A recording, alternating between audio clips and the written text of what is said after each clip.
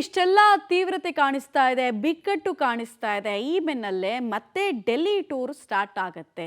ದಿಲ್ಲಿಗೆ ಬ್ಯಾಗ್ ಹಾಕೊಂಡು ಹೊರಡೋದಕ್ಕೆ ರೆಡಿ ಆಗಿದ್ದಾರೆ ಶಾಸಕರ ತಂಡ ಅನ್ನೋದ್ರ ಮಾಹಿತಿ ಇದೆ. ಈ ಬಾರಿ ಸಿದ್ದರಾಮಯ್ಯ ಬಣದವರು ಹೋಗ್ತಾರೆ, ಡಿ.ಕೆ. ಶಿವಕುಮಾರ್ ಬಣದವರು ಹೋಗ್ತಾರೆ.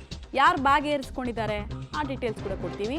ಹೈಕಮಾಂಡ್ ಮುಂದೆ ಶಾಸಕರ ಪರೇಡ್ ಮುಂದುವರಿತಾ ಇದೆ ಅಂತ. ನಾಳೆ 25ಕ್ಕೂ ಹೆಚ್ಚು ಶಾಸಕರು ದೆಹಲಿ ದಂಡಯಾತ್ರೆಯನ್ನು ಕೈಗೊಳ್ತಾ ಇರೋದು. ನೆಪ ಏನು? ನಾವು ವೋಟ್ ಚೋರಿ ಸಮಾವೇಶದಲ್ಲಿ ಪಾಲ್ಗೊಳ್ಳೋಕೆ ಹೋಗ್ತಾ ಇದ್ದೀವಿ. ಡೆಲ್ಲಿಯಲ್ಲೂ ಕೂಡ ಪವರ್ ಕಂಟ್ರೋಲ್ನ ಜಪ ಮುಂದುವರಿಸ್ತಾರೆ ಅಂತ ರೀಸನ್ ಕೊಡ್ತಿರೋದು ನೋಡಿದ್ರೆ, ಭಾನುವಾರ ದೆಹಲಿಯಲ್ಲಿ ವೋಟ್ ಚೋರಿ ಕ್ಯಾಂಪೇನ್ ಸಮಾವೇಶ ಇದೆ. ರಾಜ್ಯದಿಂದ ಸಚಿವರು ಶಾಸಕರೆಲ್ಲ ಹೋಗಬೇಕು, ಹಿಂಗಾಗಿ ಹೋಗ್ತೀವಿ, ಡೆಲ್ಲಿಗೆ ಹೋಗಿ ಅಂತ CM DCM ಹೇಳಿದ್ದಾರೆ.